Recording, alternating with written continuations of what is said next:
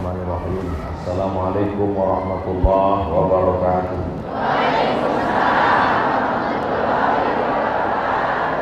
Apa kabar ibu-ibu semua sehat?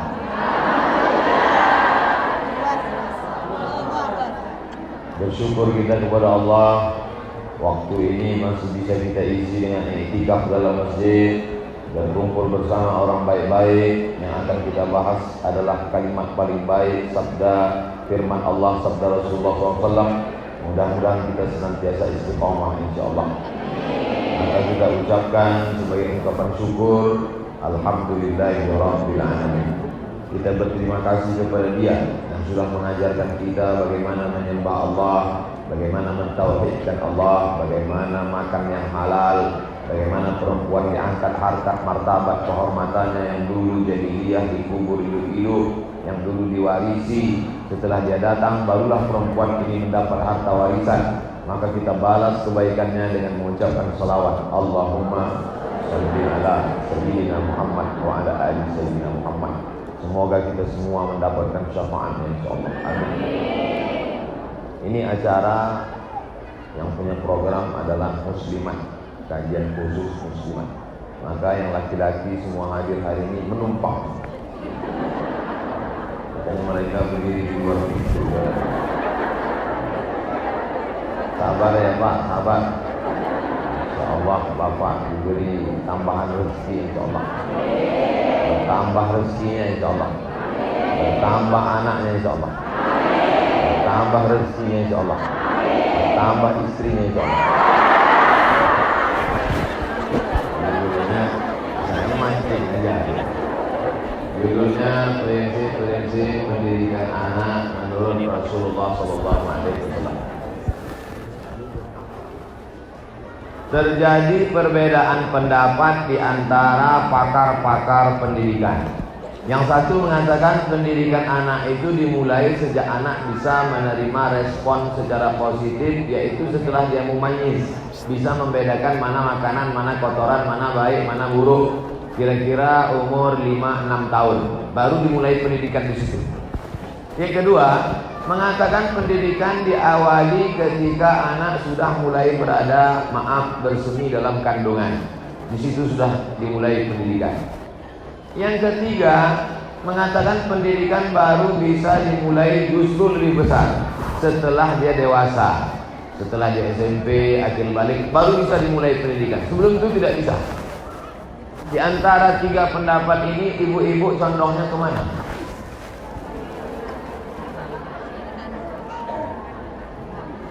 Emang kalau lapar payah berpikir memang. Baru jam 11 pulang. Ibu-ibu yang mengatakan pendidikan baru bisa dimulai setelah remaja akil balik, angkat tangan. Ya Allah. Ibu-ibu satu orang cuma.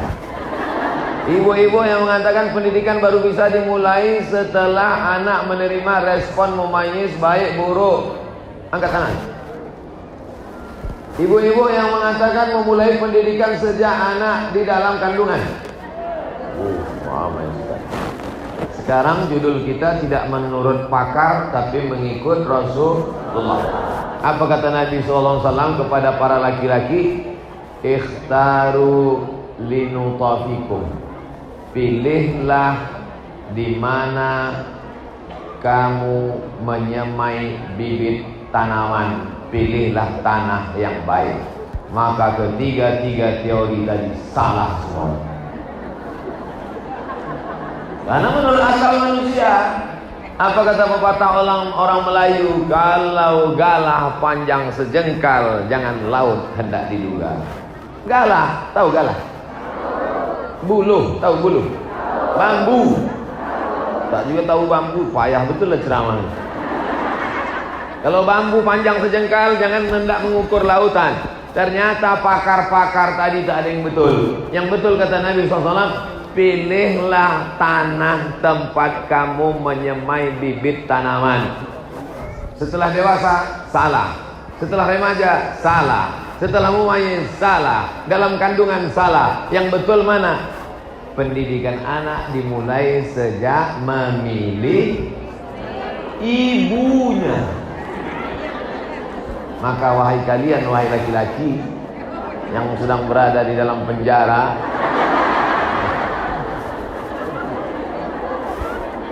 insyaallah semua bapak-bapaknya baik-baik semua, insyaallah.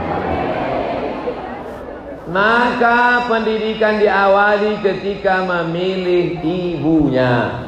Maka laki-laki ketika menikah, dia tidak hanya memperturutkan hawa nafsu, tapi yang bisa menjadi ibu bagi anak-anaknya. Anak-anak muda ini berubahlah kalian berpikir, do you marry me? Maukah menikah dengan aku? Bukan itu yang kau ucapkan. Maukah engkau menjadi ibu bagi anak-anakku? Mesti mengerti, mesti paham. Kalau tidak, dia akan menturunkan hawa nafsu saja. Mau mencari yang tinggi, yang putih, yang mancung, tapi tak ada otaknya. Nah, kasar sekali. Oke, kita lembutkan sedikit. Tak ada otaknya. Untuk apa? Oleh sebab itu maka coba tengok dalam Al-Quran.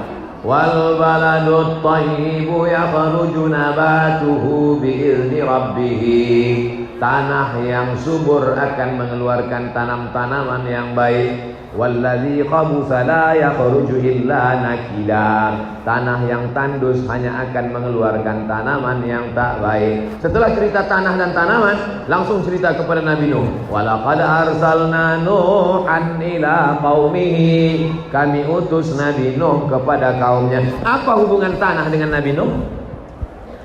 Bibit bagus ditanam di tanah yang tak bagus, maka tumbuh pokok kaktus. Durinya tajam, bunganya tak harum, dicium silap-silap hidung bengkak. Tapi kalau ditanam di tanah yang subur, tumbuhlah bunga mawar yang harum semerbak. Ditengok mata kita tenang, harumnya wangi bukan main. Betul? Tapi bukan bunga ini. Karena ini bunga plastik. Pelajaran yang pertama, ibu juga begitu, Bu. Ibu akan memilih calon menantu, maka ibu pilihlah calon menantu yang akan bisa menjadi ibu bagi cucu-cucu ibu. Maka nanti kalau datang anak lajang ibu membawa perempuan, ibu tanya aja, kau sanggup tak nanti mendidik cucuku menjadi cucu yang soleh dan solehah? Sanggup apa tidak? Satu, tiga balik. Tapi kalau kata dia, insya Allah mama, aku akan mendidik cucu-cucu mama solehah seperti mama. Apa kata ibu? Wow, gua banget. Mudah-mudahan ibu semua dapat menantu solehah-solehah. Ini yang pertama. Nabi Ibrahim alaihissalam punya bapak namanya Azar. Siapa nama bapaknya? Azar. Azar itu kerjanya membuat patung. Semua patung-patung di zaman itu tertulis di tengkuknya, made in Azar. Dia yang tukang buat patung. Kira-kira kalau tukang buat patung baik apa jahat? Jahat. Penyembah berhala, tukang buat patung. Maka apa kata Nabi Ibrahim kepada bapaknya? Wa idh qala Ibrahim li abihi Azara. Ingatlah ketika Ibrahim berkata kepada bapaknya, atattakhidhu asnaman alihah. Mengapa engkau menjadikan berhala-berhala itu sebagai Tuhan ayah? Marahnya Azar. Azar ini orangnya pemarah, bukan main.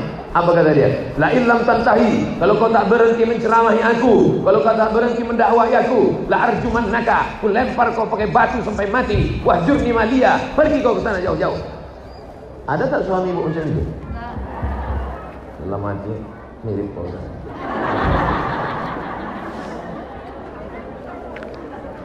Tapi ternyata anaknya baik, soleh, lembut. Nama anaknya Ibrahim. Kenapa Ibrahim itu baik? Padahal bapaknya brengsek.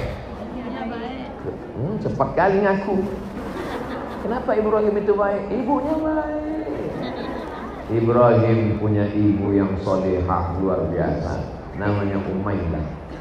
Saya kalau punya anak perempuan saya kasih nama Umayyah. Panggilan siapa? Nela. Insya Allah perempuan yang baik. Tak ada cerita tentang ayah Nabi Musa. Bolak-balik dari Al-Fatihah, Al-Baqarah, Ali Imran, An-Nisa, Al-Maidah sampai An-Nas. Tak ada satupun ayat bercerita tentang ayah Nabi Isa. Wa il auhayna ila ummi Musa. Ingatlah ketika kami kirimkan ilham kepada ibu Musa. An ardi'i, susukan anakmu. Fa in khifti alaihi, kalau kau takut, la takhafi, jangan kau cemas. Wala tahzani, jangan kau sedih. Inna radduhu ilaiki, kau hanyutkan anakmu ini ke sungai Nil, tapi nanti kami akan mengembalikan dia kepadamu. Wa ja'iluhu minal mursalin, dan kami akan menjadikannya salah seorang rasul. Luar biasa. Dari Umailah lahir seorang anak Ibrahim. Dari Yohanes nama emak Nabi. Musa, lahirlah anak yang soleh bernama Musa. Isa malah tak ada ayahnya sama sekali. Isa tak ada ayahnya sama sekali. Ada seorang perempuan yang solehah, lama tak punya anak, namanya Hannah. Siapa namanya? Hannah. Maka berdoa dia kepada Allah, Rabbi inni nazartu laka ma fi batni muharrara. Aku bernazar ya Allah, saking inginnya punya anak. Nanti kalau aku punya anak, maka anak yang ada di dalam perutku ini akan aku jadikan dia sebagai muharrara. Makna muharrara artinya khalisan li khidmati Baitul Maqdis. Dia tidak akan kerja lain. Kalau aku punya anak, dia tidak akan kusuruh tanam korma. Kalau aku punya anak, tidak akan aku suruh menjadi pegawai kerajaan.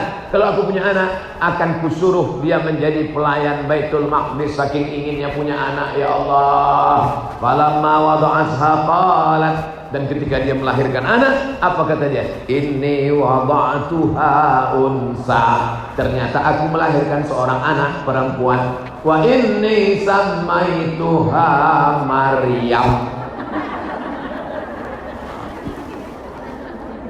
Cerita tentang anak perempuan yang datang laki-laki. Maka aku beri nama anakku itu Maryam. Hannah yang solehah melahirkan anak seorang perempuan yang solehah bernama Maryam. Maryam yang solehah melahirkan anak yang soleh laki-laki bernama Isa. Ibu Maryam baik, ibu Isa baik, ibu Musa baik, ibu Ibrahim baik. Bagaimana dengan ibu Muhammad sallallahu alaihi wasallam?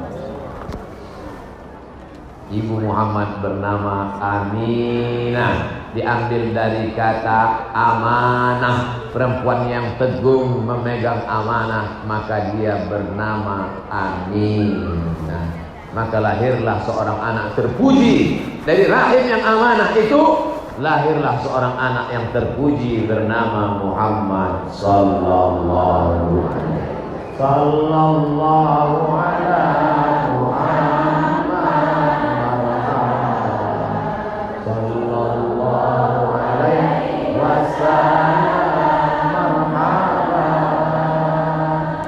Begitulah ibu-ibu yang solehah tadi melantunkan sholawat untuk anaknya, lahirlah anak yang soleh. Selesai prinsip-prinsip pendidikan anak menurut Rasulullah. Yang pertama, memilihkan ibu yang baik. Setelah dapat ibu yang baik tadi, yang kedua, ibu yang baik tadi mulai mengandung anak. Wahnan ala wahnin, lemah di atas lemah. Wa habluhu wa fisaluhu, masa mengandung menyusukan fi amaini, 2 tahun menyusukan anak, dikandunglah anak. Yang kedua, masa mengandung si ibu mesti banyak-banyak berzikir. Ibu mesti banyak zikir, Bu. Banyak ibu-ibu sekarang waktu mengandung dia bukan banyak berzikir, banyak berpikir. Berpikir nanti kalau anak ini laki-laki pakai apa, kalau perempuan ini gelang emasnya berapa kilo. Nanti kalau anak ini gimana kerjanya, gimana. Pikir itu penting. Pikir itu pelita hati. Lama-lama berpikir sakit hati. Maka ibu-ibu yang hamil banyak berzikir. Mudah-mudahan ibu-ibu yang belum hamil, mudah-mudahan cepat hamil. Ustaz, doakan saya Pak Ustaz, udah umur 40 belum juga hamil. Kenapa Bu? Belum nikah. Mana bisa hamil tak nikah? Kecuali mukjizat Nabi. Oleh sebab itu maka ibu-ibu hamil banyak-banyaklah kalian berzikir, Bu. Afdhalul zikri seafdal zikir la ilaha illallah. Kenapa ibu yang hamil disuruh zikir? Karena orang hamil itu bawaannya ketakutan, emosionalnya terganggu, bawaannya tidak normal, tidak seperti biasa. Biasanya dia nengok lakinya biasa aja. Bang nengok, bang aku nengok kamu muntah. Kadang penciumannya terganggu, kadang dia. Betul tak yang saya cakap tadi? Betul kan?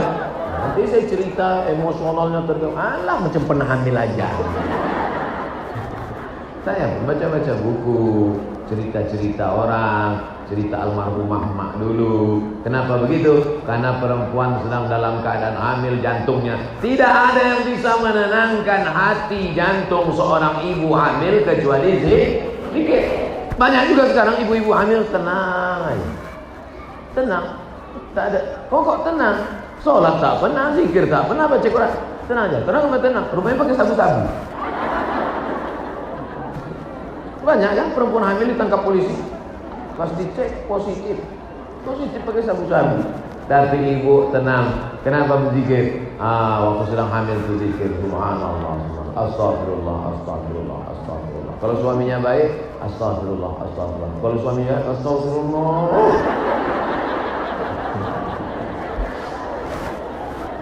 Astagfirullah. Rabbana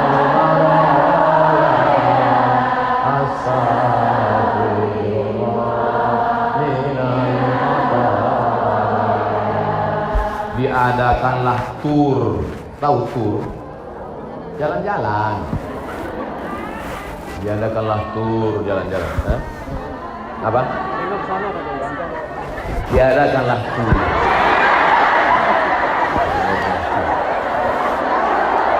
Tampil acara ini disiarkan oleh 104,7 FM Big Radio Kru Batam.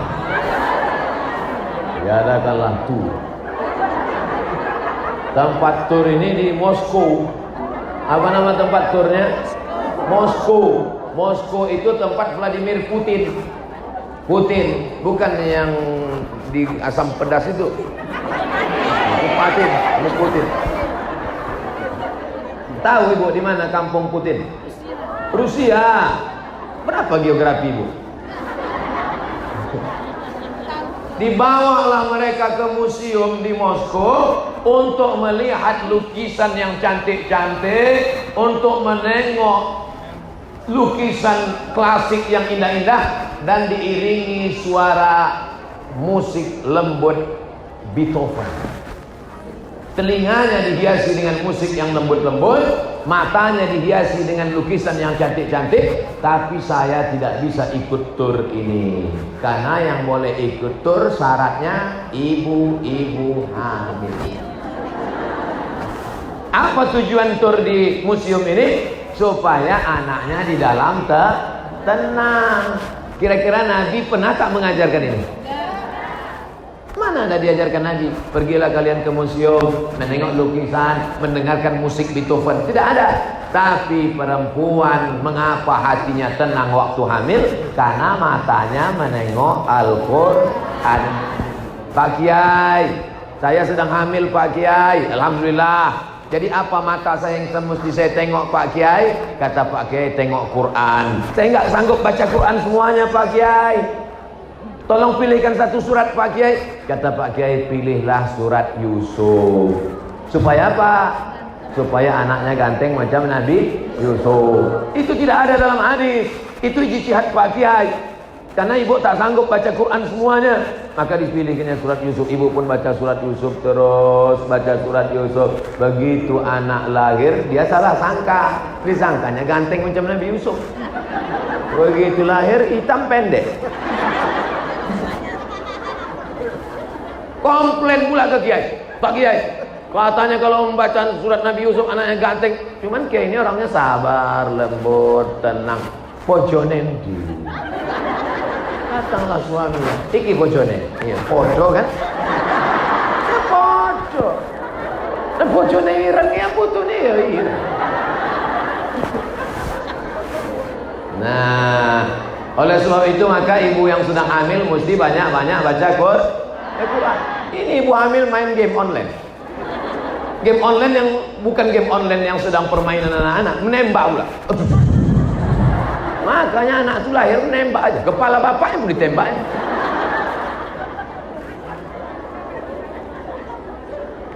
Mata ibu tengok Quran, mulut ibu baca Quran, capek baca Quran tutup berzikir, mata pedas panas tutup berzikir. Subhanallah walhamdulillah wa la ilaha illallah wallahu akbar wa la haula wa la quwwata illa billahil aliyyil azim.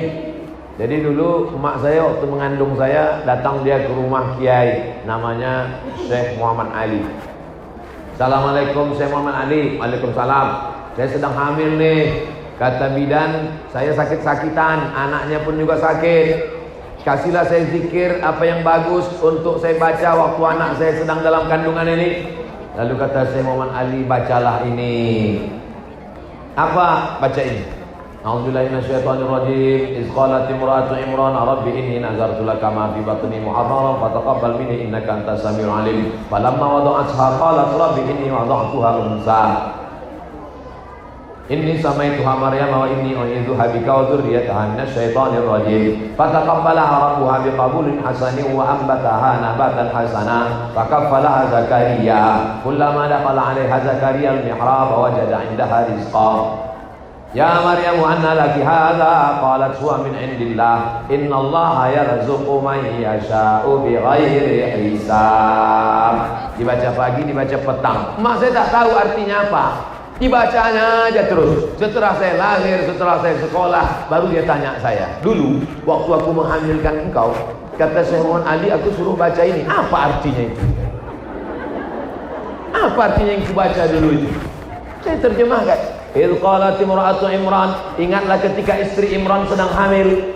Apa kata dia? Rabbi inni nazartu laka ma fi batni. Aku bernazar anak yang ada di dalam perutku ini nanti kalau lahir, aku akan jadikan dia menjadi pelayan Baitul Maqdis. Rupanya Maryam dulu dinazar emaknya supaya jadi pelayan Baitul Maqdis. Emak saya pula dulu bernazar, dibacanya ayat itu, ya Allah aku bernazar anak dalam perutku ini bernazar nanti kalau lahir jadi pelayan masjid. Itulah maka saya ke masjid-masjid terus ceramah. Sesuai dengan doa. Jangan takut tentang rezekinya. Karena dalam ayat itu diceritakan ketika Maryam sudah sampai remaja, dimasukkan dia ke dalam surah tempat namanya mihrab, tapi banyak makanan-makanan. Pada musim dingin ada makanan musim panas, pada musim panas ada makanan musim dingin. Lalu kemudian Zakaria yang menjaga Maryam itu bertanya, "Ya Maryamu anna laki hadza?" Dari mana kau dapat makanan ini wahai Maryam? Maryam menjawab, "Innallaha yarzuqu man yasha'u bighairi hisab." Kalau Allah mau mengasih rezeki maka dikasih jalan yang tidak disangka-sangka. Maryam dulu yang didoakan ibunya dalam perut dapat rezeki yang tak disangka-sangka.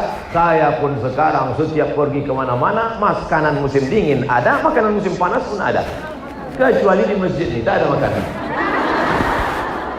Udah tadi di dalam macam-macam. Kenapa di sini tidak dibuat? Takut ibu-ibu ngences. Tak tahu ngences ngiler. Oleh sebab itu, udah jangan kita makan.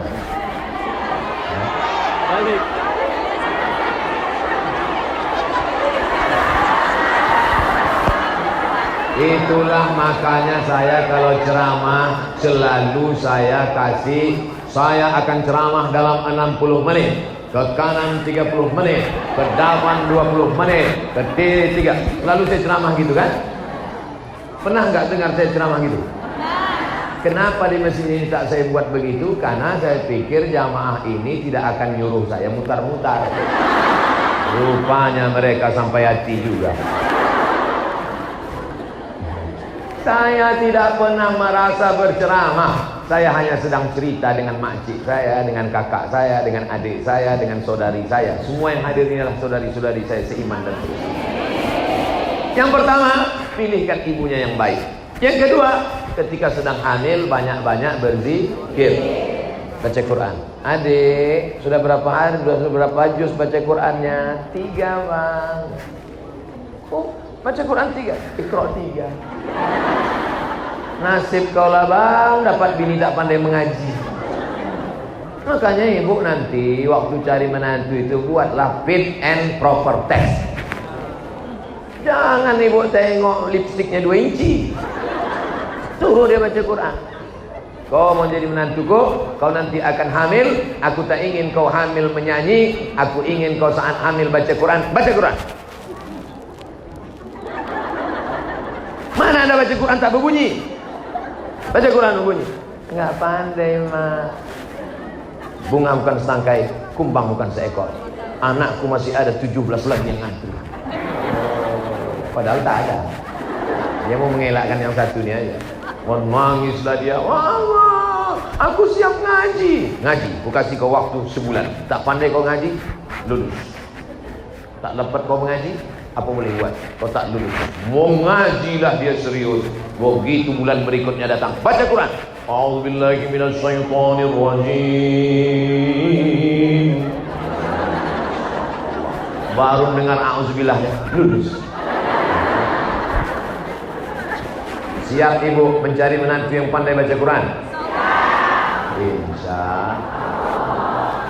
Kita lanjutkan yang ketiga. Anak tadi pun lahir. Dulu anak itu lahir ditunggu. Sekarang anak lahir itu tidak lagi ditunggu karena sudah ada SPOG, spesialis of jin. Diperiksa pakai apa namanya? Airport. Wah, ini sudah 40 minggu bu. Ini insya Allah lahir tidak lama lagi. Dipaksa pula sama ibu tadi. Bisa nggak dok lahirnya tanggal 2 bulan 2 2020? Kenapa kau setting-setting? Untuk apa tanggalnya? Ini belum sampai, ini masih 8 bulan. Tolonglah dok, tanggal cantik.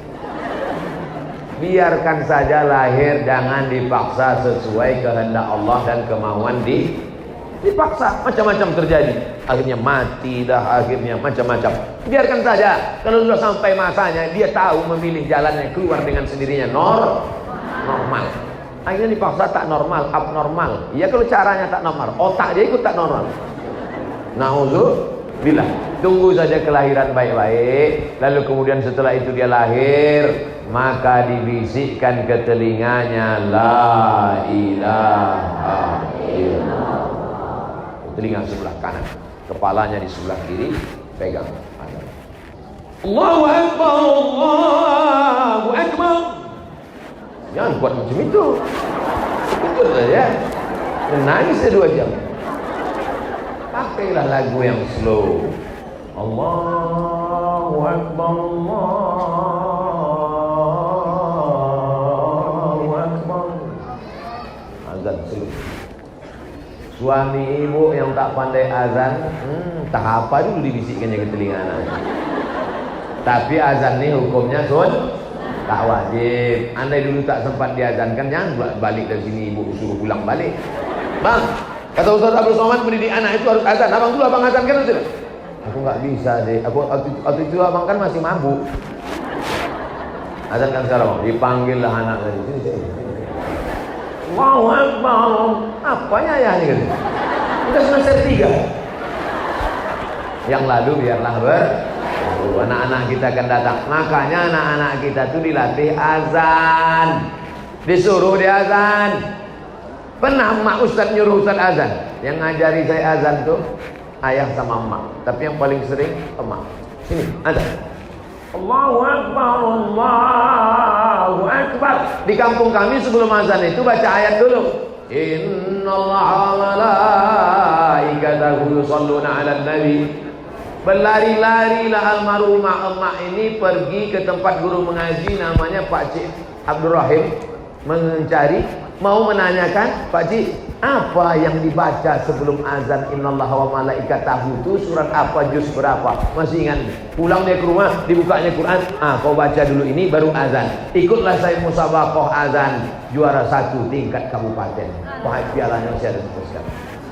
Bukan main senangnya hati mak saya almarhumah waktu itu menengok anak pandai azan. Anak-anak sekarang kalau ada musabaqah, ada lomba azan, gak usah kau ikut azan, gak usah ikut azan. Tapi kalau ada lomba menyanyi, Mama dengarkanlah. Di masjid kawan. Saya untung di masjid. Kalau di tanah lapang satu lagu saya nyanyikan. Oleh sebab itu maka Ustaz, masa nggak boleh nyanyi Pak Ustaz? Nyanyi boleh. Nyanyi yang mengingatkan pada mati. Nyanyi yang mengingatkan pada Allah. Ku menatap dalam kamar, tiada yang bisa ku lihat selain dari nama-Mu, ya Allah. Ingat pada Allah atau tidak? Mana pula ingat pada Afgan. Menyanyi boleh mengingatkan pada Allah. Almarhumah mak saya ini dulu selalu lagu nasyid. Dia selalu lagu nasyid. Maka saya ingat lagu-lagu nasyid itu. Kenapa? Karena telinga masih kecil diazankan. Asyhadu alla, tidak ada orang di Batam ini membisikkan ke telinga anaknya, nanti kau sekolahkan ke Jepang S3. Bapak-bapak yang di sana dulu pasti sudah mengazankan anaknya kan, Pak? Ditanya, Bapak mengazankan lah, di dadanya itu. Itu artinya iya. Dah, diambillah kurma. Datanglah Asma. Siapa namanya? Asma. Digendongnya lah anaknya, namanya Abdullah. Anak yang pertama lahir setelah hijrah di Madinah namanya Abdullah. Digendong oleh ibunya, dibawakan kepada Nabi SAW.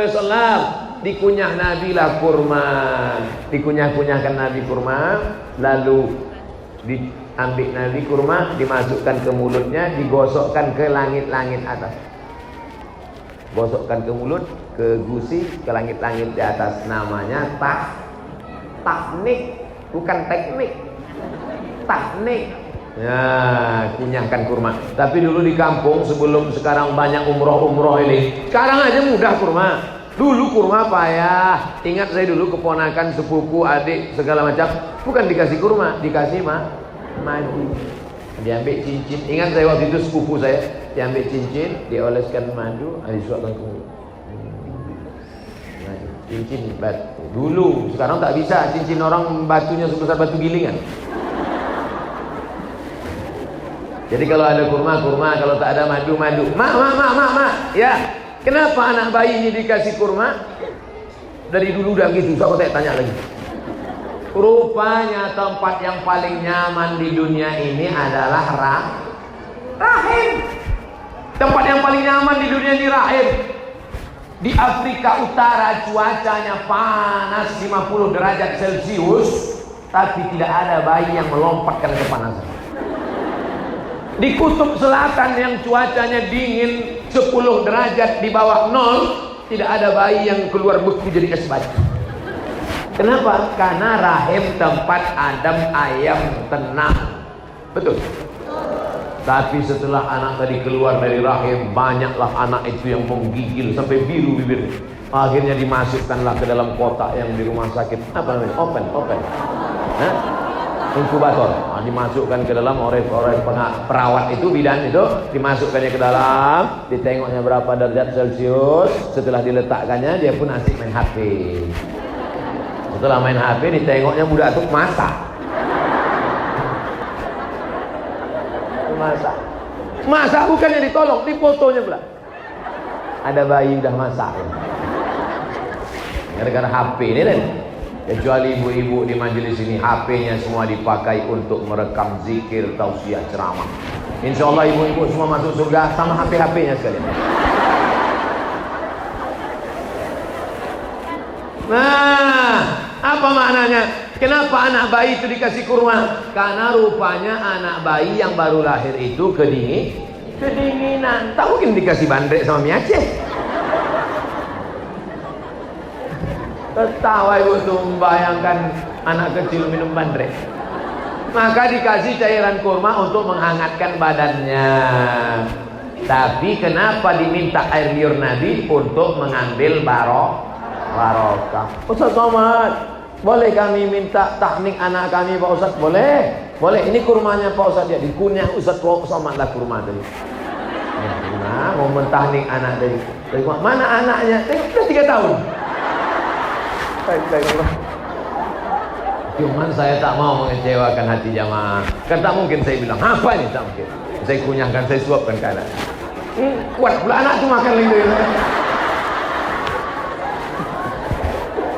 Tak apa-apa lah, ngalap barokah. Sebetulnya yang dikasih kurma itu anak barulah. Udah 3 tahun, kasih lompat-lompat deh. Manis mak manis gitu. Masih syukur ada yang ingat daripada tak ingat, betul. Malah yudraku kullu, la yudraku kullu. Kalau tak bisa dibuat semua, jangan tinggalkan semua. Azan sudah, tahnik sudah. Apa kata Allah Ta'ala kepada ibu Nabi Musa? An ardihi, susukan anakmu. Setelah kau susukan anakmu, fa'alqihi fil yammi, hanyutkan dia ke sungai Nil. Apa maknanya? Susukan dulu, setelah kau susukan baru hanyut. Tapi jangan pula nanti setelah ibu susukan ibu hanyutkan ke laut, jangan. Saya baru paham makna ayat ini ketika kawan saya pulang dari Maroko. Anaknya baru umur 2 bulan. Pak dokter, Bu dokter, ya ini anak saya baru 2 bulan. Saya mau bawa dari Maroko ke Jakarta. Terbang pesawatnya bukan main lama, sama transitnya 24 jam. Boleh tak anak dibawa naik pesawat? Kata dokter boleh. Bagaimana? Waktu nanti pesawat itu take off, maka posisi anak itu sedang disusukan. Karena kalau tidak dia stres. Ternyata anak kalau mau hilang stresnya dipeluk dan disusukan. Terasanya pelukan emaknya, dia sedang menyusu. Kalau dulu Allah Ta'ala mengatakan sebelum kau hanyutkan anakmu kau susukan dulu, maka sekarang sebelum berangkat kerja susukan dulu. Sebelum dihanyutkan pula. Sebelum naik pesawat. Kita pun yang sudah tua nih kalau naik pesawat mendensing telinga kita kan. Makanya untuk menghilangkannya kadang kita gini.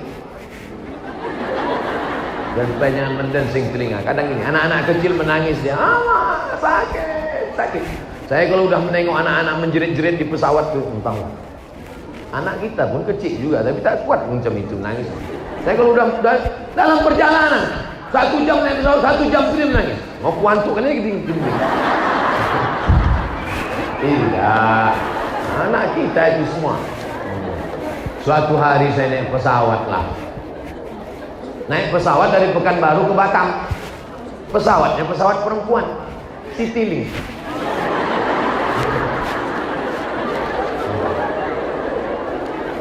Pas naik pesawat tadi, saya tengok ibu tu memeluk anaknya. Saya duduk di tepi sini, ibu tu duduk di sini.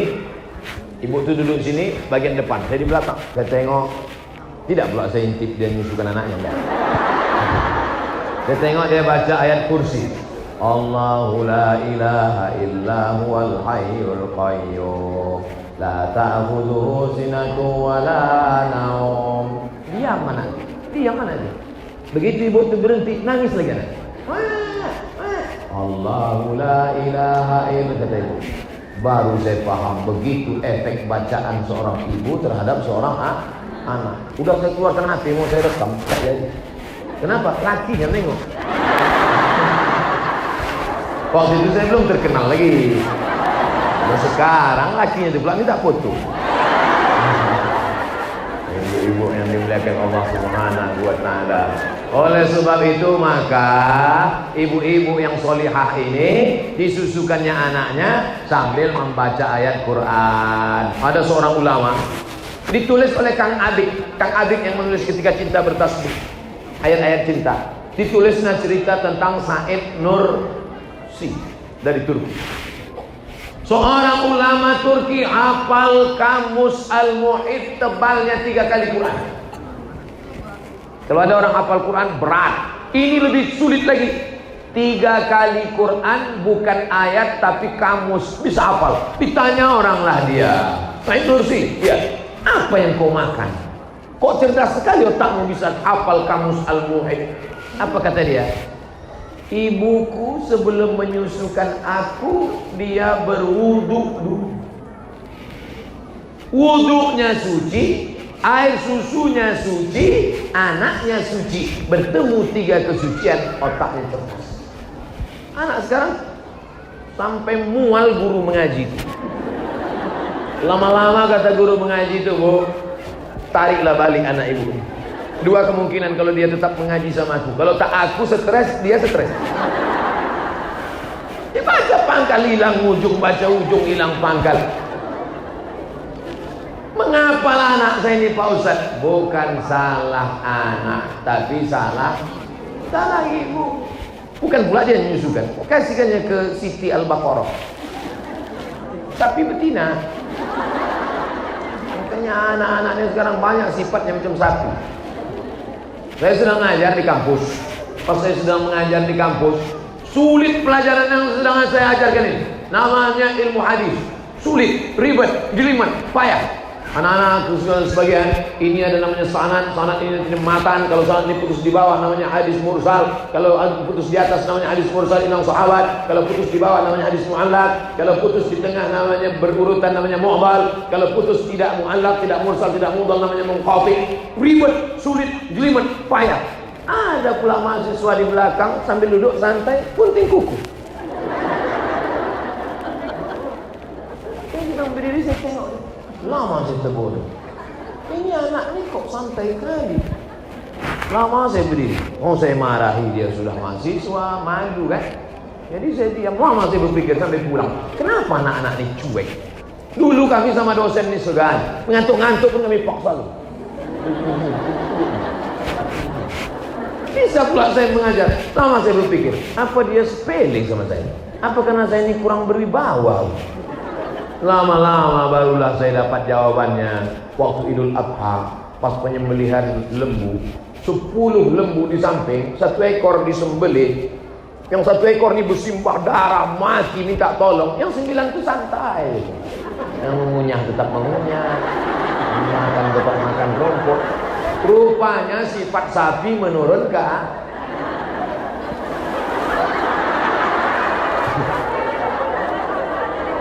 sifat sapi turun ke anak. Sifat sapi turun ke anak, Bu. Yang lalu sudah berlalu. Anak ibu yang dulu sudah sempat disusukan ke sapi, apa boleh buat? Dari kambing bulat-bulat. Cucu-cucu ibu, anak ibu yang akan datang insya Allah diselamatkan. Cucu ibu jangan lagi ada disusun ke sapi. Janji? Janji? Jangan ada dusta di antara kita. Ini masjid ini. Dulu anak-anak kalau pulang dari sekolah, mau dipeluk emaknya, mama. Anak sekarang pulang sekolah, mama, dipeluknya kaleng. Gara-gara menyusu ke menyusu kaleng. Na'udzubillah. Pendidikan azan. Pendidikan yang pertama, pilihkan ibunya. Pendidikan yang kedua, dalam kandungan banyak berzikir, baca Quran, bersolawat. Pendidikan ketiga, saat lahir bisikkan la ilaha illallah. Pendidikan keempat, taknik, kunyahkan kurma, cari ulama soleh-soleh. Pendidikan kelima, susukan 2 tahun lamanya, perkembangan otaknya cerdas, selamat dari penyakit menular, hubungan emosional ibu dengan anak dekat, erat, kuat. Yang paling penting anak ini insya Allah terjaga dari setan. Karena ibu tuh sambil menyusukan banyak berzikir, baca doa, baca ayat kursi. Sekarang na'udzubillah macam-macam bentuk manusia ini. Inilah gunanya. Memang luar biasa judul kajian ini. Mudah-mudahan yang ngasih judul, siapa ngasih judul? Bang Riau Kepri. Syariah, Mitra Syariah terpercaya, Islamic Bank. Mantap. Apa hubungannya? Kita lanjutkan lagi. Tadi saya mulai ceramah jam 11 kurang 15. Sekarang jam 12 kurang 30. 15 menit lagi. Di mana-mana saya ceramah 600 ml sesuai yang tertulis di botol. Selanjutnya apa yang perlu dilakukan kepada anak-anak ini adalah ada masa bermain. 7 tahun pertama bermain. 7 tahun kedua mulai kasih nasihat. 7 tahun ketiga berteman. 7 masa bermain ini peluk, cium, lompat-lompat, lari-lari, main-main. Ibu yang paling pandai bermain dengan anak ini. Bapaknya mungkin galak, bapaknya mungkin garang, bapaknya mungkin ibu. Anak yang tahu mau makan. Ibu tengok anaknya apa sukanya. Rupanya anak ini suka main-main bintang-bintang. Bintang kecil di langit yang biru. Inilah lagu yang mengajarkan kebohongan. Langit biru siang mana ada bintang? Betul. Banyak lagu-lagu anak ini bohong semua. Balonku ada 5 rupa-rupa warnanya, merah, kuning, kelabu, hijau, muda, dan meletus. Mana pula ada hijau itu? Oleh sebab itu maka ajarkanlah lagu-lagu yang baik-baik, solawat-solawat. Maka apa yang terjadi ketika itu? Kita tidak mendidik lagu topi saya bulat, bulat topi saya. Kalau tidak bulat bukan omak saya. Oleh sebab itu maka pendidikan yang berikutnya adalah bermain. Mainannya apa?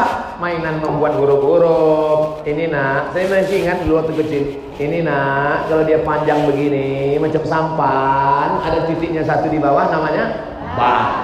Macam sampan juga, kalau ada 1, 2 di atas namanya ta. Macam sampan juga, kalau ada 3 di atas namanya sa. Kalau dia tegak macam batang kelapa namanya alif. Bermain, bercanda, bergurau, ketawa. Saya ini bukanlah begitu lahir langsung jadi ustaz. Bukan begitu lahir langsung ceramah. Assalamualaikum. Ada dulu proses bermain, bergurau, bercanda, bermain. Maka ibu sekarang ini sudah tidak ada lagi. Ibu sudah kehilangan hubungan dengan anak. 2 tahun menyusui, disusukannya ke sapi. Masa bermain dan bergurau dititipkannya ke pakut dan bukut. Pakut, pendidikan anak usia dini. Dari pagi sampai sore dia di kantor mengurus urusan orang. Pulang dia ke rumah, anaknya mau memanja-manja, dia pula asik main handphone. Anak tuh narik-narik lutut. Mama, bingung tangan. Ada orang mengirim di grup WhatsApp, ibu-ibu diikatkannya anaknya ke batang pisang. Main HP. Ibu dapat kiriman? Tak dapat. Nanti saya kirim. Udah kacau dunia ini Bapak Ibu. Matikanlah handphone ini sebentar. Ibu pulang jam 4, macet pulang sampai jam 5. Jam 5 ke jam 6 sibuk mandi, bersih-bersih, masak segala macam, azan maghrib. 6.30 dari maghrib ke isya tuh matikan handphone, matikan TV, matikan laptop. Masalah dunia ini nanti bermainlah sama dia sejenak, bergurau, bercanda. Ini kadang datang dia membawa raportnya. Mama, ini tadi adik dapat nilai 10. Nanti ya. Betapa dia sudah kehilangan. 2 tahun di dalam masa menyusui, ibu sudah putuskan. Masa dia bermain, ibu putuskan. Nanti sampai remaja, akhirnya ibu dengan dia sudah putus kontak. Jangan heran anak-anak sekarang lebih mau curhat sama pacarnya. Lalu ibu itu melapor sama Ustaz, kenapa ini dia dekat dengan pacarnya? Kenapa dia lebih mau curhat sama pacarnya? Yang memutuskan adalah ibu. Ustaz ini dari tadi ibu aja. Bapak itu kenapa? Salah ibu. Kenapa ibu mengundang ibu? Kalau bapak saya ceramahi. Hai bapak sekalian. Ibu-ibu yang dimuliakan Allah Subhanahu wa taala. Itulah maka perempuan itu dikatakan dalam Quran, wa qarna fi buyutikunna, menetaplah engkau di rumah. Wa qarna fi buyutikunna, menetaplah engkau di rumah. Apa yang kau cari? Gaji, berapa gajimu? 5 juta, 100 juta. Kalau dia nanti masuk dalam HIV/AIDS, berubah menjadi LGBT, dia pakai narkoba, ada harga uang itu lagi. Tak ada harga uang. Oh, jadi Ustaz nyuruh kami berhenti kerja. Bantulah suami tak apa-apa. Tapi nanti malam matikan, putus kontak, habiskan untuk dia. Siap? Nampaknya udah tak konsen lagi ibu. Surahlah Pak Ustaz, dari tadi kami aja yang salah tengok. Kita lanjutkan lagi. Sampai masanya dia perlu pendidikan agama. Ibu carikan sekolah. Yang pertama ibu cari apa kurikulum silabus. Mana daftar pelajarannya? Mana? Bahasa Inggris, mantap. Bahasa Mandarin, oke. Bahasa Jepang, arigato. Makasih, Mak. Bagus, tak salah. Dia mau jadi bisnismen, ekspor impor ke Singapura dekat dari Batam pakai bahasa Mandarin. Oke, tak salah. Tapi tengok juga di situ Quran, hadis, fikih, akidah. Mesti dia belajar akidah supaya dia tidak keluar dari ahlu sunnah wal jamaah. Wujud kitab bakok mukhalafatul awadisi kiamuh binafsi wadaniyah kudrat irodat ilmun ayat sama basar kalam. Dia mesti belajar Quran, belajar tafsir, surat-surat pendek. Dia mesti belajar bahasa Arab supaya dia paham apa isi solat dia. Allahu akbar kabira walhamdulillahi katsira wa subhanallahi bukratan wa asila. Lebih bagus lagi kalau pesantren tahfiz Quran khusus putri yang tak campur laki-laki dengan perempuan. Ini sekarang waktu saya haji, waktu kami masih kuliah di Mesir. Kuliahlah saya dari Mesir. Datanglah jamaah. Apa kata jamaah? Ustaz, baliklah ke Indonesia. Kenapa Bu? Indonesia sudah kacau sekarang. Kenapa Bu? Anak TK sudah pacaran sama anak SD. Dalam hati saya, betul apa Ibu? Rupanya betul. Berita yang kita baca di internet sekarang tak terbaca-baca lagi. Malu kita baca. Betul? Macam-macam bentuk pendidikan. Maka selamatkanlah Bu. Berjumpa saya dengan Bapak Doktor, dosen. Apa kata dia? Pusing kepala saya Pak Ustaz. Kenapa Pak? Anak saya sekarang sedang sekolah. Saya khawatir kalau di jalan pacarnya jemput, jangan-jangan dari rumah pakai jilbab, rupanya di tengah jalan dicopot. Saya khawatir dia dibawa cabut, dibawa ke karaoke, dibawa ke night club, dibawa, jangan-jangan minumannya disuntik dari bawah, disuntik pakai nek-nek, disuntik pakai narkoba, lalu kemudian disuntik, nanti dia mabuk, nanti dia obat perangsang. Nauzubillah, mohon maaf, beribu maaf. Takut saya Pak Ustaz. Tapi sekarang Pak Ustaz saya sudah tenang. Kenapa tenang Pak? Karena anak saya sudah di pesantren. Sayang sama anak bukan diletakkan di celah ketiak. Banyak nih sayang sama anak. Minta gadget, kasih. Minta mobil, kasih. Minta kamar sendiri, kasih. Pergi Bu, semua pergi. Bawanya pacarnya, kasih. Hamil dia, baru ngamuk. Ustaz Somad, anak saya kecanduan handphone gadget Pak Ustaz. Tolonglah carikan doanya Pak Ustaz. Mana ada doanya? Capek saya mencari doa. Allahumma inni a'udzubika min game online. Kenapa dia main game online? Siapa yang ngasih HP? Saya Pak Ustaz. Siapa yang ngasih dia pulsa? Saya Pak Ustaz. Siapa yang biarkan dia main sendirian di kamar? Saya Pak Ustaz. Saya sekarang sekelas kecanduan salah saya Pak. Salah Ustaz. Aku pula salah. Salah ibu. Mengakulah Bu kalau kita salah. Nabi Adam alaihissalam mengaku salah. Apa kata Allah? La taqrabu hadhihi syajarah. Jangan kau dekati pohon kuldi ini, nanti kau masuk neraka. Nabi Adam mengaku, Rabbana zalamna anfusana wa illam taghfir lana wa tarhamna lanakunanna minal khasirin. Masuk dia pesantren, dididik sama gurunya, jenguk dia sebulan sekali. Kata guru, jangan sering-sering dijenguk biar supaya anak ibu mandiri. Jangan marah sama guru. Apa kalian guru? Sok mantap. Berapa gaji kalian? Ini kubayar. Apa pula guru itu diajak berkelahi? Guru itu adalah kawan kita, bukanlah lawan. Ini jenguk anak di pesantren, tanya, mana telinga kau dijewer guru? Biar ku jewer pula guru kau. La ilah. Mestinya guru itu dipanggil, Ibu, aku tak sanggup mendidik anakku nih Bu, maka bantu mendidik anakku nih ya Bu ya. Anak ibu nih anak aku juga, anak aku nih anak ibu juga. Mestinya berbaik-baik ke dia, bukan ditanya pula anak nih. Nah, ini kenapa biru kaki? Kenapa biru? Mana guru yang menjewer? Padahal anak itu jatuh terlumpuk. Siap ibu mengikuti ceramah nih? Kalau siap katakan siap, kalau tidak katakan siap juga. Nah, akhirnya waktu liburan pulang dia ke rumah. Apakah kalau sudah pulang ke rumah lalu ibu berkata, bukan tanggung jawabku, tanggung jawab pondok pesantren. Ibu tetap merepet kenapa roknya pendek, kenapa tidak panjang, kenapa buka jilbab, kenapa berjalan kemana, belumnya berapa duit, berapa. Selama ibu masih mau merepet macam mesin popok rusak, insya Allah anak itu masih selamat. Tapi kalau udah ibu bawanya dia, mama, aku jalan sama pacar ya, jalanlah. Tapi kami nanti baliknya jam 12 karena pertemuan dengan kawan-kawan jam 12 pagi pun tak apa. Mama, aku positif hamil nih. Sudah takdir Allah. Alamat kapal akan terbang. Pokok kecil mesti dimasukkan ke dalam polybag.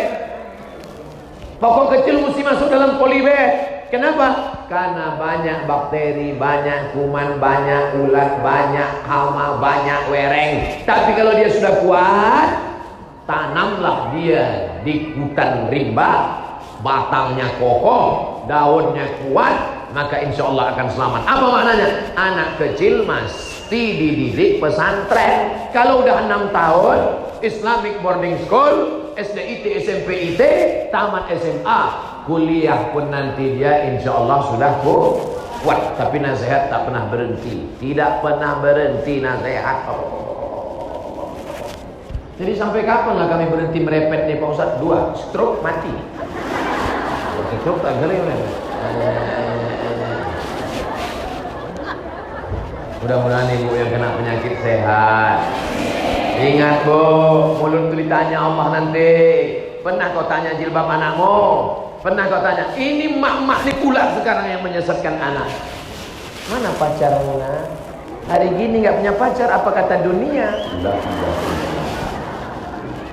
Disediakan pula ruang tamu. Datang pacarnya menjemput. Kalian duduk berdua ya. Ini minuman mama beri. Mama sama papa mau di dalam. Kalian minumlah. Itu sama artinya dengan kalian berzina. Zina. Datang laki-laki tanya, kau siapa? Saya teman sekolahnya pak. Ini bukan jam sekolah, udah malam. Untuk apa kemari? Mau ngantar PR. Tak ada PR. Pergi kembali. Kalau dia udah tamat sekolah, dia udah kerja, tanya. Kalau memang kau jantan, kalau memang kau perkasa, kalau memang kau bertanggung jawab, datang kemari pinang anakku dengan bismillah dan segenggam berlian. Matri juga ibu ini. Nah, selesailah dia pesantren. Habis itu selesai pula dia kuliah S1. Sampai masanya proses selanjutnya. Man ala salasa banatin, siapa yang membesarkan 3 anak perempuan, kasih makan halal, bacakan Quran, sudah kasih baik-baik, wa fa'addabahunna, sekolahkan sampai baik, sampai SMP, sampai SMA, sampai pesantren, sampai boarding school, sampai S1, masuk yang ketiga, wa zawwajahunna, nikahkan dengan orang baik-baik. Suami itu, jodoh itu rezeki atau tak rezeki? Rezeki. Rezeki kita dijamin Allah atau tak dijamin Allah? Dijamin. Apa dicemaskan? Banyak ibu-ibu zaman sekarang, anaknya melapor ke saya, Ustaz, kata mama saya nggak usah pakai jilbab rapat-rapat, nanti tak dapat jodoh. Tidak. Jadi rupanya sekarang ini bukan kenakalan remaja, tapi kenakalan mama gak ada setan. Goda setan dia. Di mana letak imanmu kepada Allah? Allah yang mengatur. Wa ma min dabbatin fil ardi illa 'ala Allah rizquha. Rezekinya sudah dijamin Allah Subhanahu wa taala. Ibu dulu. Lain cerita. Gimana dulu ibu berjumpa dengan bapak? Berapa banyak yang ibu ingin sama dia, rupanya jadi sama yang lain. Loh, ini suami ibu. Iya. Dulu perasaan sekolah bukan sama ini. Itulah salah sambung. Oleh sebab itu maka kalau datang aku mantar daunaninan, kalau datang anak lajang meminang anak gadismu, datang dia ke rumah, apa yang kau pandang? Khuluquhu, akhlaknya, dinahu, agamanya, baik akhlaknya, nikahkan dia. Jangan kau minta banyak-banyak. Ini dimintalah pula emas sampai penuh cuci tangan. Akhirnya pergilah laki-laki yang baik tadi tak kemana mengadu nasib. Tapi Allah adil, dikasih yang baik. Memang dapat ibu kaya, mobilnya mewah, duitnya banyak, tapi rupanya sakau. Sikit-sikit. Sakau, tahankan. Matre.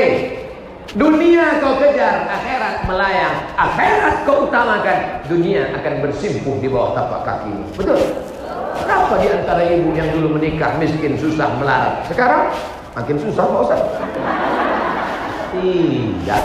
Dunia ini ada masanya naik, ada masanya turun, ada masanya lapang, ada masanya senang, ada masanya susah. Berakit-rakit ke hulu, berenang ke tepian. Jangan dibulak dibalik. Berakit-rakit ke hulu, berakit-rakit juga ke tepian. Sakit-sakit dahulu, makin sakit pula kemudian. Insyaallah inna ma'al usri yusra. Fa inna ma'al usri yusra. Segala kesulitan Allah akan iyakunu fuqara. Kalau mereka miskin, kalau mereka susah, yughnihimullah. Allah akan kayakan mereka. Jangan ibu tuntut mereka banyak-banyak macam-macam. Asal bisa kau bimbing anakku ini menjadi orang baik. Jangan kau pakai sabu, jangan kau narkoba, jangan kau jual, jangan kau hilangkan martabatnya. Kau jagalah anak. Maka insya Allah selamatlah dunia akhirat. Amin. Terakhir, makan sudah, menyusu sudah, minum sudah, mengandung sudah, pendidikan sudah, menikahkan sudah. Selesaikah tanggung jawab? Meleleh air mata ibu menengok anak duduk di pelaminan. Ibu nangis kenapa bu? Sedih Pak Ustaz. Kenapa sedih? Haru Pak Ustaz. Kenapa haru? Habis tanggung jawab saya sekarang Pak Ustaz. Dia sudah nikah Pak Ustaz. Habis tanggung jawab saya Pak Ustaz. Kata siapa guys? Kata siapa tanggung jawabmu hilang setelah anak menikah? Belum. Setelah menikah, tiba-tiba datang dia ke rumah. Seminggu setelah menikah, pulang dia ke rumah. Rambutnya 3 warna, merah, kuning, kelapa. Dulu antingnya cuma 2, sekarang bibirnya pun pakai anting. Apakah ibu diam? Tidak. Ibu tanya, mana jilbabmu nak? Kenapa kau berubah begini nak? Lakiku mak. Itulah yang mak pilihkan yang mau kaya-kaya itu kan. Rupanya gila dia mak. Maka bapak, suami, ibu mesti memanggil wali ada 6. Ayah, kakek, abang, adik, abang ayah, adik ayah. 6 orang memanggil menantu error tadi. Sini kau. Ini anak kami ini dulu tudungnya tudung labuh. Bajunya baju kurung. Kenapa sekarang dia begini? Kukunya hitam semua sudah pakai kutek. Di atas black kutek, di bawah black daki. Mukanya pun sudah berubah macam Harry Potter, macam nenek sihir. Kenapa bisa begini? Mesti ada watawasau bil haq watawasau bis sabr. Jadi Pak Ustaz, sampai kapan kami mendidik anak ini? 2 gendangnya. Kalau dia dulu mati, dia membisikkan ke telinga ibu la ilaha illallah. Kalau ibu dulu mati, maka dia kembali. Kalau ia dulu mati, ibu tetap mendidik dia minal mahdi ilal lahdi. Tapi kalau ibu duluan mati, 2 saya gendang. Mendidik anak ini 2 saja. Dia mati atau kita mati. Mudah-mudahan sama-sama kita husnul khatimah. Itulah ceramah Abdul Somad, prinsip-prinsip pendidikan anak menurut Rasulullah SAW. Dari mulai memilihkan ibu sampai ke liang lahat. Mudah-mudahan menjadi amal soleh. Pas jam 12 kurang 5. Saya diminta membacakan doa penutup. A'udzubillahi minasyaitonirrajim. Bismillahirrahmanirrahim. Alhamdulillahirabbil alamin wassalatu wassalamu ala asyrafil anbiya'i wal mursalin sayyidina wa maulana Muhammadin wa ala alihi wa sahbihi ajma'in. Alhamdulillahirabbil alamin. Allahumma shalli wa sallim ala sayyidina Muhammad wa ala